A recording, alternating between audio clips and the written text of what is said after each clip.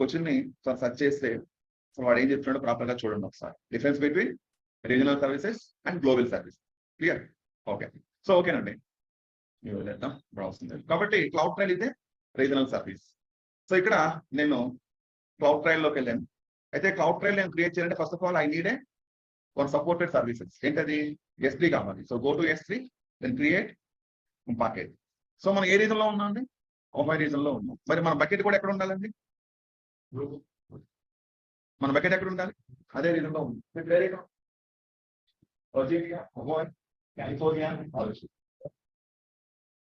So ఇప్పుడు bucket create చేద్దాము. మా అకౌంట్ ఇన్ఫో బకెట్ అని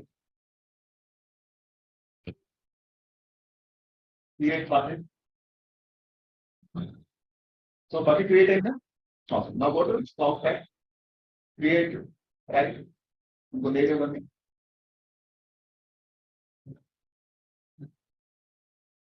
my first file function. Student, create new S3 bucket, use existing part. Select. Browse.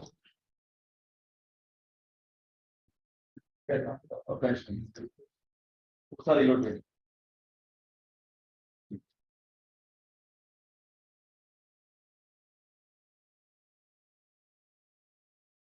So use existing S3 bucket. Bucket వచ్చింది మన account. So ఈ bucket లో store చేయాలి మనం ఇన్ఫర్మేషన్ మొత్తం కూడా ఏదైతే మనం క్యాప్చర్ చేస్తున్న క్లౌడ్ ట్రైల్ ఈ బకెట్ లో. ఈ బకెట్ లో స్టోర్ చేయమంటారా, లేకపోతే బకెట్ లో ఒక డైరెక్టరీ క్రియేట్ చేసి అందులో స్టోర్ చేయాలనుకోండి. ఇక్కడ దాని పాత్ర దాని పాత్ర ఇప్పుడు ఏమవుతుంది, ఆ బకెట్ లో ఆ పర్టికులర్ ఫోల్డర్ లోనే స్టోర్ అవుతుంది. నాకైతే బకెట్ లో స్టోర్ చేయమని చెప్పేసి నేను సెలెక్ట్ చేసుకున్నాను. ఇది ఆప్షనల్. ఇక్కడ ఏముందండి? Cloud file SSD KMS encryption. ఇప్పుడు ఏదైతే మనం బకెట్ క్రియేట్ చేసామో ఆ బకెట్ ని వన్స్ మనం సెలెక్ట్ చేసుకున్న తర్వాత ఇక్కడ ఎన్క్రిప్షన్ అనే ఫీచర్ కావాలని అడుగుతుంది. అంటే మన డేటాని ఎన్క్రిప్ట్ చేయాలా అంటే ప్రొటెక్ట్ చేయాలా వద్దని అడుగుతుంది. ఎన్క్రిప్షన్ కావాలంటే ఎనేబుల్ చేయండి, వద్దంటే అన్పిక్ చేయండి. Unpick. Cloud file validation enable. SMS service కావాలా? Mail alert. ప్రతిసారి అలర్ట్స్ వస్తానే ఉంటాయి నీకు కావాలి అంటే. నువ్వు క్రియేట్ చేసిన అవసరం, డిలీట్ చేసిన అవసరం లేదు కదా. క్లయింట్ అడిగితేనే ఇవ్వాలి మీరు. SMS సర్వీస్ అలా క్రియేట్ చేసుకుంటే టిక్ చేయండి. SMS టాపిక్ యాడ్ చేయండి గ్రూప్ నేమ్ ఇక్కడ ఆప్షన్ అనేది. Cloud walls. సో ఈ క్లౌడ్ ట్రైల్ బకెట్ ని మానిటర్ చేయాలంటుంది మళ్ళీ. ఏదైతే క్లౌడ్ ట్రైల్ ఉందో సర్వీస్, ఈ సర్వీస్ ని బేస్ చేసుకుని మనం S3 బకెట్ ఇచ్చాం కదా. సో దీనికి ఏమన్నా అడిషనల్ మానిటరింగ్ ఆప్షన్ ఏమైనా కావాలని అడుగుతుంది. ఆల్రెడీ క్లౌడ్ ట్రైల్ అంటేనే ట్రాక్ చేస్తుంది, ఆ ఇన్ఫర్మేషన్ మొత్తం మనం ప్రొవైడ్ చేస్తుంది అంతే. సో ఇది కూడా ఆప్షనల్ ఉంది. ట్యాగ్ నేమ్ అనేది ఇద్దాం ఒకటి.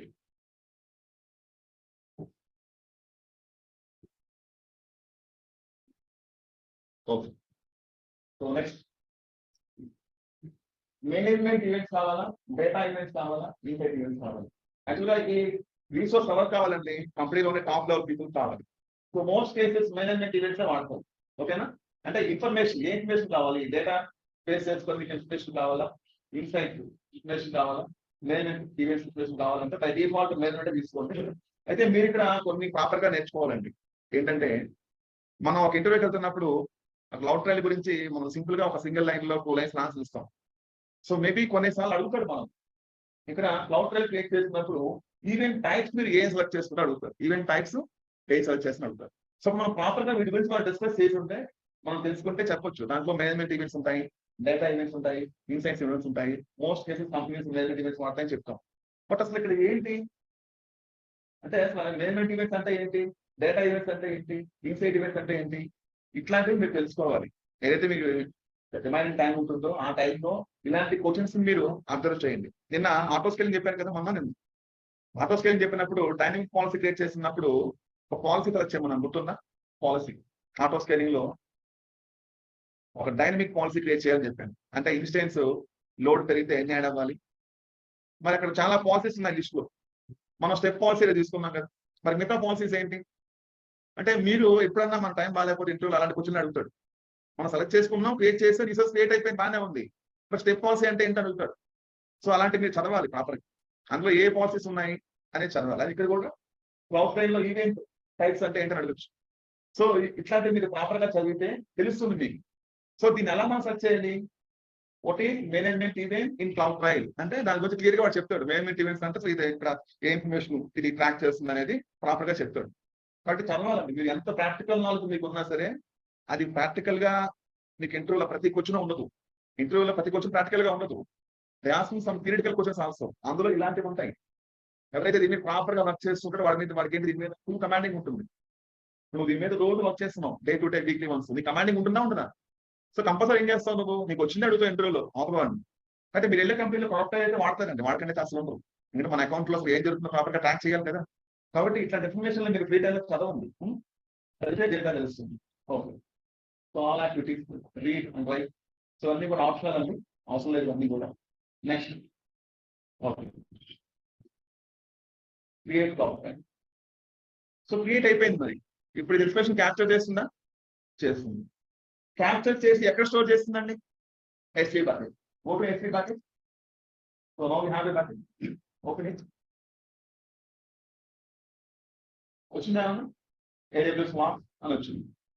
ఇది మన బకెట్ మనం బేస్ చేస్తున్నాము. ఓపెన్ చేస్తే AWS Swamp అని ఇచ్చేయండి. ఇదేంటండి? నెంబరా? ఏంటండి? Account ID. మన అకౌంట్ ఐడి. ఇదేంటండి? Cloud trial. క్లౌడ్ ట్రయల్ మనకి ఏంటి కావాల్సింది? Cloud trial. So detail information వచ్చిందా? అంటే వితిన్ 30 minutes లో మీరు చెక్ చేస్తే ఇక్కడ రీజన్స్ వస్తుంది. ఆ రీజన్స్ లో మన రీజన్ ఏంటి? ఒక 5 రీజన్. ఆ రీజన్ సెలెక్ట్ చేసుకోండి. అర్థమైందా? ఆ రీజన్ బేస్ చేసుకొని మీకు ఇన్ఫర్మేషన్ మొత్తం క్యాప్చర్ చేస్తున్నాను. సో క్లౌడ్ ట్రయల్ అనేది ఏ ఇన్ఫర్మేషన్ క్యాప్చర్ చేస్తుంది? ఓకే, క్యాప్చర్ చేస్తుంది కదా సమ్ ఇన్ఫర్మేషన్. దాంట్లో ఏముంటుంది? అవి చూడండి ఒకసారి, డౌన్లోడ్ చేసుకోండి.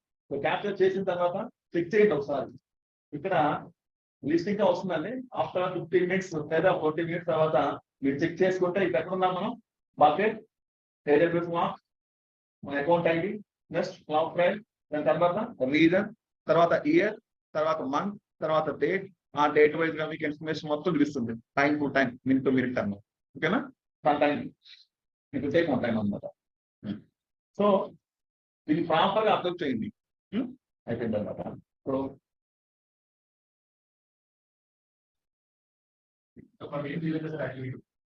ఏంటమ్మా చేయలేదు, యాక్టివిటీ చేయాలి మరి. అంటే ప్రాపర్ గా క్రియేట్ చేసినప్పుడు అది మనం క్రియేట్ చేసినట్టుగా రికార్డ్ చేస్తుంది కదా. క్రియేట్ చేసిన తర్వాత మనం ఏ రీజన్ యాక్సెస్ చేస్తున్నాం అనేది చేస్తుంది కదా.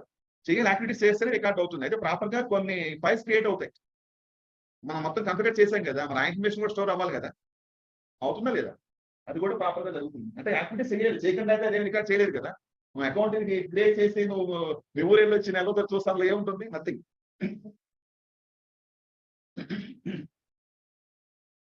ఓకే, ఇక్కడ ఫస్ట్ ఆఫ్ ఆల్ నేను చూడండి క్లౌడ్ ట్రయల్ లో ఉన్నాం కదా.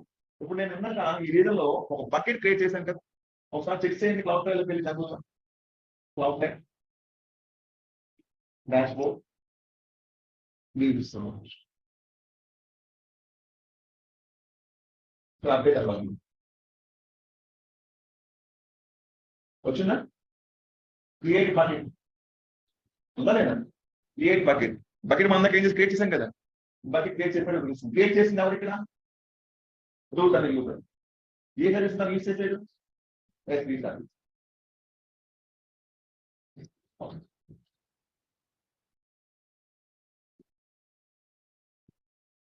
ఇక్కడ చూడండి మనకి ఏముంది ఇక్కడ.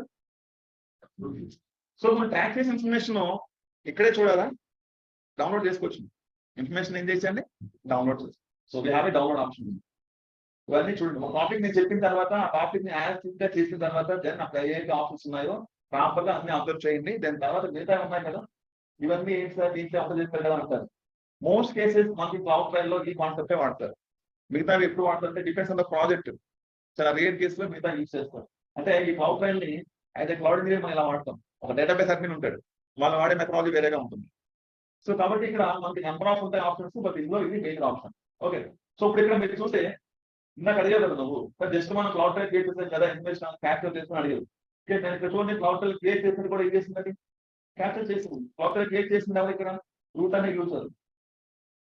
సో ఏ టైం క్రియేట్ చేశారు, ఏ సర్వీస్ యూజ్ చేశారు, ఏ రీజన్ లో క్రియేట్ చేశారు, ఇన్ఫర్మేషన్ మొత్తం కూడా ఇక్కడ చూడొచ్చు. ఇదంతా JSON ఫార్మాట్ లో ఉంటుంది. ఇప్పుడు మీకు కనిపిస్తున్న ఈ విజువల్ గా కనిపిస్తున్న ఈ స్క్రీన్ మొత్తం కూడా ఎలా డెవలప్ చేశారండి? They are using some programming language. అలాంటిదే JSON ఫార్మాట్ అనుకుంది. It is not a language, format అన్నమాట. సో ఇక్కడ మనం క్రియేట్ చేసిన రిసోర్స్ ని అది గ్రాఫికల్ గా చూపిస్తుంది. నీకు కొంచెం JSON ఫార్మాట్ ఇది మొత్తం చదివితే నీకు అర్థమవుతుంది అన్నమాట. ఏం చేయడం లేదా అర్థమవుతుంది. JSON ఫార్మాట్ అంటే మీరు మామూలుగా ఒకవేళ కమాండ్ లైన్ తీసుకుంటే S3 ప్రాపర్ గా ఇదంతా మీరు ఈ స్క్రిప్ట్ ఇవ్వాలి, దాన్ని ఇస్తేనే క్రియేట్ అవుతుంది. ఓకే, ఇప్పుడు దాకా మనం AWS